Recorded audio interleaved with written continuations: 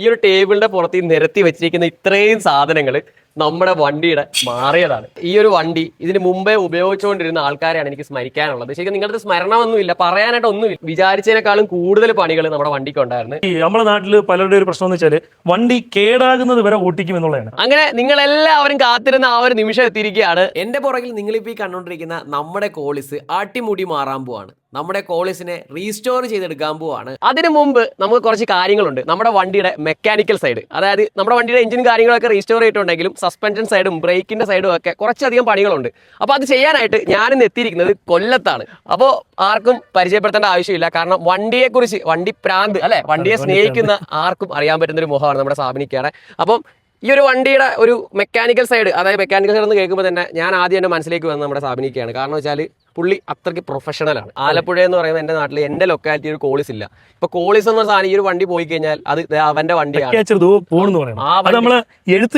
പറയുന്നുണ്ട് വണ്ടിയുടെ മുക്കും മൂലയും കാണുമ്പോൾ ഈ വണ്ടി നമ്മുടെ, അത് നാട്ടിൽ ഇങ്ങനെ വണ്ടി ഇല്ല, അത് നമ്മൾ ആ ലെവലിലാണ് ഈ വണ്ടി ആക്കിയത്. അതുകൊണ്ട് തന്നെ ഇതെന്റെ വാശിയാണ്, എന്റെ പേഴ്സണൽ എന്താ പറയാ റിവെഞ്ച് ആണ് ഇത് ചെയ്തിറക്കുക. അതായത് എഞ്ചിൻ പണിതപ്പോൾ എല്ലാവരും പറഞ്ഞു വണ്ടി കൊടുക്കാൻ പറഞ്ഞു, പക്ഷെ ഞാൻ എഞ്ചിൻ പണിത്.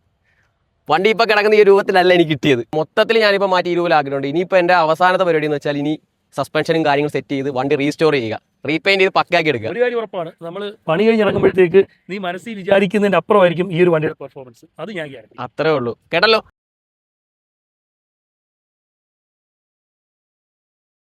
ഏഴ് ദിവസങ്ങൾക്ക് ശേഷം നമ്മുടെ കോളേജിന്റെ അടുത്തേക്ക് നമ്മളങ്ങനെ തിരിച്ചു വന്നിരിക്കുകയാണ്. ശരിക്കും ഞാനിവിടെ വന്നപ്പോൾ ഞെട്ടിപ്പോയി. കാരണം ഇങ്ങോട്ട് നിങ്ങൾ നോക്കിക്കേ, ഈ ഒരു ടേബിളിന്റെ പുറത്ത് നിരത്തി വെച്ചിരിക്കുന്ന ഇത്രയും സാധനങ്ങൾ നമ്മുടെ വണ്ടിയുടെ മാറിയതാണ്. വിചാരിച്ചതിനേക്കാളും കൂടുതൽ പണികൾ നമ്മുടെ വണ്ടിക്ക് ഉണ്ടായിരുന്നു. ഈ ഒരു വണ്ടി ഇതിന് മുമ്പേ ഉപയോഗിച്ചുകൊണ്ടിരുന്ന ആൾക്കാരെയാണ് എനിക്ക് സ്മരിക്കാനുള്ളത്. ശരിക്കും നിങ്ങളുടെ സ്മരണമൊന്നുമില്ല, പറയാനായിട്ട് ഒന്നുമില്ല. കാരണം ഇതൊക്കെ എന്ന് പറഞ്ഞാൽ നമ്മുടെ ജീവനും കൊണ്ടു നടക്കുന്ന ഒരു വസ്തുവാണ്.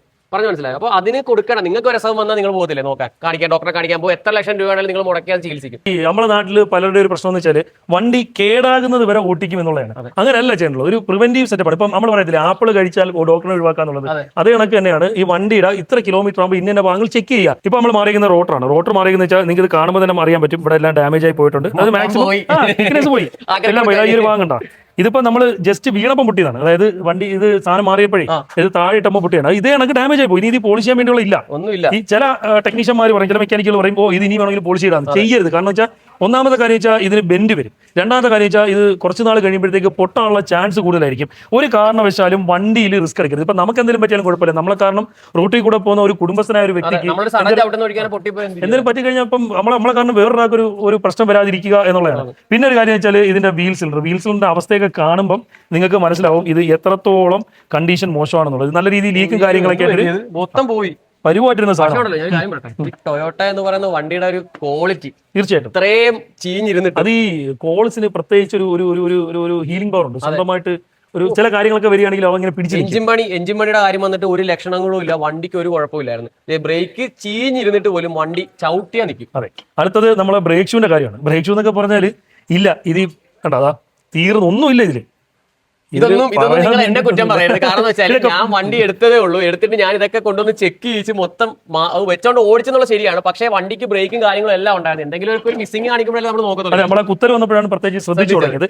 പിന്നെ ആസ് യൂഷ്വൽ ഇപ്പൊ ഇതിന്റെ കട്ട്ബുഷിന്റെ ഒക്കെ അവസ്ഥ എന്നൊക്കെ പറഞ്ഞ ഒരു അവസ്ഥയിൽ ഇരിക്കുകയാണ്. കാര്യം ഇത് കൊണ്ടു നടന്നവർ മാന്യമായ രീതിയിൽ കറക്റ്റ് സമയത്ത് സർവീസ് ചെയ്യാതെയും റിപ്പയർ ചെയ്യാതെയും കൊണ്ടു നടന്നതിന്റെ ഭാഗമായിട്ട് വന്ന പ്രശ്നങ്ങളാണ്. പിന്നെ ബുഷിന്റെ കാര്യത്തിലോട്ടൊക്കെ സ്വാഭാവികമായിട്ടും ഇതെല്ലാം ഇതിന്റെ സ്റ്റെബിലൈസർ ലിങ്കിന്റെ ബുഷുകളും അതിനെ കട്ട് ബുഷ്, ബാക്ക് ഷാക്കിന്റെ ബുഷുകളും, ഇത് സ്റ്റോപ്പർ അല്ലെങ്കിൽ ബ്രേക്ക് റാന്റെ ബുഷുകളൊക്കെ ഡാമേജ് ആകുന്ന സ്വാഭാവികം, അത് വിട്ടേരും. പക്ഷേ ഇത് ബ്രേക്ക് പാഡ് എന്ന് വെച്ചാൽ നമ്മൾ റോട്ടർ മാറുമ്പോൾ ഒരു കാരണവശാലും ബ്രേക്ക് പാഡ് ഇപ്പൊ അത്യാവശ്യം ഓടാനുള്ള ഇത് അത്യാവശ്യം ഓടാനുള്ള പുതിയ അതെ. പക്ഷെ എന്നെ സംബന്ധിച്ച് എപ്പോഴാണെങ്കിലും ഞാൻ ഈ ഒരു റോട്ടർ മാറുമ്പോഴത്തേക്ക് അല്ലെങ്കിൽ റോട്ടർ പോളിഷ് ചെയ്യുമ്പോഴത്തേക്ക് ബ്രേക്ക് പാഡ് നിർബന്ധമായിട്ടും പുതിയ ഇടും. കാരണം എന്ന് വെച്ചാൽ ജസ്റ്റ് ഒന്ന് കാണിച്ചു കൊടുക്കാം. ഞാൻ എടുത്തോണ്ട് ചട വീണ് ഇത് കണ്ട ഇവിടെ ചട വീണ. ഈ ഒരു ചട നമ്മൾ തേച്ച് വൃത്തിയാക്കിയിട്ടാലും എന്ത് ചെയ്താലും ശരി ഒരു 20-30% നമ്മളെ റോട്ടറിനെ ബാധിക്കാൻ തുടങ്ങും. പിന്നെ ഷോക്ക് ഇത് ജാമ്പോന്റെ കാലത്തുള്ള പഴയ ഷോക്ക് നടക്കുന്നത്. ആ പഴയ ഗബ്രിയലിന്റെ ലോഗോയും കാര്യങ്ങളും ഇത് അത്യാവശ്യം പഴക്കമുണ്ട്. ഇത്തിരി പഴയ സാധനമാണ്. എനിക്ക് 2015 സാധനം, 2015 സാധനമാണ് കിടക്കുന്നത്. അത് കണക്കിന് ഇത് അപ്പറാം ബോൾ ജോയിന്റ് ഒക്കെ നമുക്ക് മരിച്ച് സംഭവം എന്താ, അപ്പറാം ബോൾ ജോയിന്റ് ഒക്കെ മരിച്ച്. ഇത് ലോവറാം ബോൾ ജോയിന്റ് അവസ്ഥയും സെയിം ആണ്. അല്ല അനക്കല്ല, ഇപ്പൊ മരിച്ചത് ഇങ്ങനെ. പിന്നെ ബുഷുകള്, ഷോക്കിന്റെ ബുഷുകൾ, സ്റ്റിയറിംഗിന്റെ ഇത് അപ്പറാമിന്റെ ബുഷാണ്. അപ്പറാമിന്റെ ബുഷും കാര്യങ്ങൾ കത്തിച്ചൊക്കെയാണ് കുറച്ചൊക്കെ എടുത്തേക്കുന്നത്. ഇതൊക്കെ ഈ ബുഷൊക്കെ ഡാമേജ് ആകുന്ന സർവ്വസാധാരണം, സ്വാഭാവികം. അത് നമ്മൾ ആരെയും കുറ്റം പറയുന്നില്ല. ഇത് സ്റ്റിയറിംഗ് ബോൾ ജോയിന്റ് ആണ്. സ്റ്റിയറിംഗ് ബോൾ ജോയിന്റ് ഒരെണ്ണം കംപ്ലൈന്റ് ആയിരുന്നു. അപ്പൊ ഞാൻ രണ്ടും കൂടെ മാറി. ഒരെണ്ണം അതായത് സ്റ്റക്കാണ്, ഒരെണ്ണം അനങ്ങത്തേയില്ല. വണ്ടി ഓടിക്കാൻ നേരമല്ലോ കോളിസ് എന്താണ് എന്നൊരു ഫീൽ. അതെ, നേരത്തെ വെച്ചാൽ വണ്ടിക്ക് ഒരു ബഹളമൊക്കെ ആയിരുന്നു. ഇപ്പൊ അതൊക്കെ മാറി സെറ്റ് ആയിട്ടുണ്ട്. പിന്നെ പറയാതിരിക്കാം ചേട്ടാ, ഈ ഒരു ബോൾട്ട് ഇത് ക്യാമ്പർ ബോൾട്ടാണ്. ഈ ഒരു ബോൾട്ട് ലോവർ ആമിൽ വരുന്ന ബോൾട്ടാണ്. ഈ ഒരു ബോൾട്ട് വെച്ചിട്ടാണ് നമ്മൾ ക്യാമറക്കും കാസ്റ്ററും കാര്യങ്ങളൊക്കെ അഡ്ജസ്റ്റ് ചെയ്യുന്നത്. അപ്പം ഈ ഒരു ബോൾട്ട് കൃത്യമായിട്ട് ഡാമേജ് ഉണ്ടെങ്കിൽ മാറുക. ഇത് നേരത്തെ എപ്പോഴോ സ്ലിപ്പായിട്ട് ഇതിന്റെ മുൻ ഓണർ അഡ്ജസ്റ്റ് ചെയ്ത് വലിച്ചു മുറുക്കി വെച്ചിരുന്നു. അപ്പം ഇത് പിടിച്ചപ്പോൾ തന്നെ പറഞ്ഞു വന്നു. അതായത് ക്രോസ് ത്രെഡൊക്കെ അടിച്ച് ഒരു പരുവാക്കി വെച്ചിരുന്നതാണ്. അപ്പൊ നമ്മളത് പുതിയത് വാങ്ങിച്ചിട്ട് സെറ്റ് ചെയ്തിട്ടുണ്ട്. പിന്നെ അതുപോലെ ഇന്റർമീഡിയറ്റ് ഷാഫ്റ്റും യൂണിവേഴ്സൽ സെറ്റും ഈ സാധനം ഇതായിരുന്നു ഈ വണ്ടിയിൽ ഏറ്റവും കൂടുതൽ ഡിസ്കംഫേർട്ട്. ഓടിക്കുന്ന സമയത്ത് ഒരു ലാഞ്ചിൽ വണ്ടി ലെഫ്റ്റും റൈറ്റും ഇങ്ങനെ ആടി നമ്മുടെ സ്റ്റിയറിംഗ് സ്ട്രൈറ്റ് ആയിരിക്കും. പിന്നെ ചിലർ പറയും ഇതിന്റെ സ്റ്റിയറിംഗിന് ചെറിയൊരു പ്ലേ കാണുന്നത്. കോൾസിന്റെ സ്റ്റിയറിംഗിന് പ്ലേ കാണാൻ പാടില്ല. നമ്മൾ കോൾസിന്റെ സ്റ്റിയറിംഗ് സ്റ്റാർട്ട് ചെയ്ത് സ്റ്റിയറിംഗ് എന്ന് അനക്കുമ്പോൾ ആ ഒരു നൂലനങ്ങുമ്പോൾ അതേ കണക്ക് ടയർ അനങ്ങണം. നമ്മള് വണ്ടി എടുക്കാൻ പോവാണ്.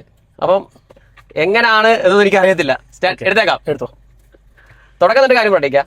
ഈ ഒരു സ്റ്റിയറിംഗ് ഞാൻ ഇവിടെ കൊണ്ടുവന്ന സമയത്ത് ഈ ഒരു സ്റ്റിയറിംഗിന് നല്ല അപാര പ്ലേ ആയിരുന്നു. കാരണം നമുക്ക് വണ്ടി ഒന്ന് വളയ്ക്കണമെന്ന് വെച്ച് കഴിഞ്ഞാല് ആദ്യം ഒരു പ്ലേ പിടിച്ചിട്ട് വേണം വളയ്ക്കാൻ. നമുക്ക് ഓടിക്കാൻ ഒരു കോൺഫിഡൻസ് കുറവായിരുന്നു. കോൾസിന്റെ സ്റ്റിയറിംഗ് നല്ല, അതായത് ഇവിടെ ചെറിയ അനക്കം വന്നാലും അതേ കണക്ക് തന്നെ ടയറിലും അനക്കം വരണം. ആ പ്ലേ വരാൻ പാടില്ല. ലൈറ്റ് ഡ്യൂട്ടി സ്റ്റിയറിംഗ് ബോക്സ് ആണ് കോൾസിൽ യൂസ് ചെയ്തേക്കുന്നത്. ഇതൊരു രക്ഷയില്ല കേട്ടോ. ഇത് സ്റ്റിയറിംഗിന്റെ ഒരു പെർഫോമൻസ് മാറിയപ്പോൾ തന്നെ വണ്ടിയുടെ രീതിയെ മാറി. വണ്ടിയുടെ രീതി തന്നെ മാറി. വണ്ടി ഇപ്പൊ നമ്മൾ കറക്റ്റ് പിടിക്കുന്ന അവിടെ വണ്ടി കിട്ടും. നോക്കിയാ കൂളായിട്ട് വളഞ്ഞു വരുന്നു. അത് മാത്രമല്ല സസ്പെൻഷന്റെ അടിപിടി ഒന്നും, സസ്പെൻഷൻ ഒരു കുഴപ്പമില്ല. പണ്ട് ഇതിലവിടെയൊക്കെ വരുമ്പോ ടകടകടകടകാന്ന് സൗണ്ട് ആയിരുന്നു. ഇപ്പൊ ഒരു കുഴപ്പമില്ല. ഇച്ചിരി കാല് കൊടുത്ത് ഓടിക്കാൻ പോവാ, കുഴപ്പമില്ലോ.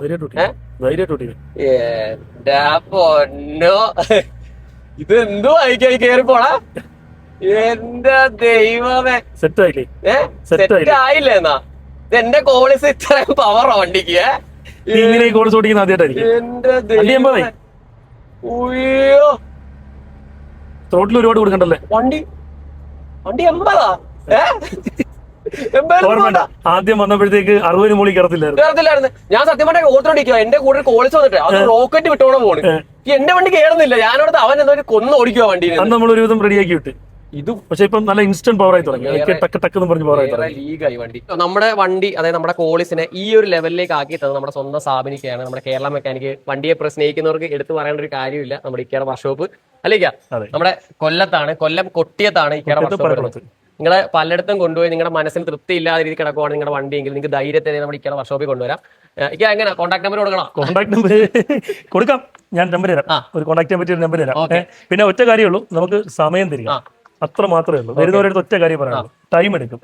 ഇവിടെ അങ്ങനെ ഒരു പ്രശ്നമുണ്ട്. അതായത് ഇക്കയുടെ പ്രശ്നം എന്ന് വെച്ചാൽ പ്രശ്നമൊന്നുമല്ല. നിങ്ങളുടെ വണ്ടി ഇപ്പോൾ ഞാനിപ്പോൾ ഒരു മനസ്സ് നിറഞ്ഞ് ഇവിടെ നിൽക്കുന്ന ഒരു രീതിയിലേക്ക് നിങ്ങളുടെ വണ്ടി ഇവിടെ കൊണ്ട് വർക്ക് ചെയ്ത് ചേർക്കാൻ നിങ്ങൾക്ക് ആഗ്രഹം ഉണ്ടെങ്കിൽ നമ്മുടെ സ്ഥാപനിക്കെ കോൺടാക്ട് ചെയ്യാൻ സാധിക്കും. ഇക്കയുടെ നമ്പർ ഞാൻ സ്ക്രീനിൽ കൊടുത്തേക്കാം. കൂടാതെ ഒരു ഒറ്റ കാര്യം ഞാൻ പറയാം, ധൃതി പിടിക്കരുത്. അത്രേ ഉള്ളൂ, ധൃതിയാണ്. അതെ. അപ്പോൾ എന്തായാലും നിങ്ങളുടെ വണ്ടി ചെയ്യാൻ ആഗ്രഹം ഉണ്ടെങ്കിൽ നല്ല രീതിക്ക് ചെയ്യാൻ ആഗ്രഹം ഉണ്ടെങ്കിൽ ഇക്കനെ കോൺടാക്ട് ചെയ്യാം. ഇക്കയുടെ നമ്പർ പലതവണ സ്ക്രീനിൽ പോയിട്ടുണ്ട്. അപ്പോൾ സമനിക്കാം. ഊരൊന്നും വേണ്ട, ഇങ്ങനെ. അപ്പൊ വളരെയധികം സന്തോഷമുണ്ട് സംഭവം സെറ്റാക്കി തന്നതിന്. അപ്പോൾ എന്തായാലും കോൺടാക്ട് ചെയ്യാൻ നമ്പർ കൊടുത്തിട്ടുണ്ട്. അപ്പൊ അടുത്തൊരു വീഡിയോ കാണാം. ബൈ.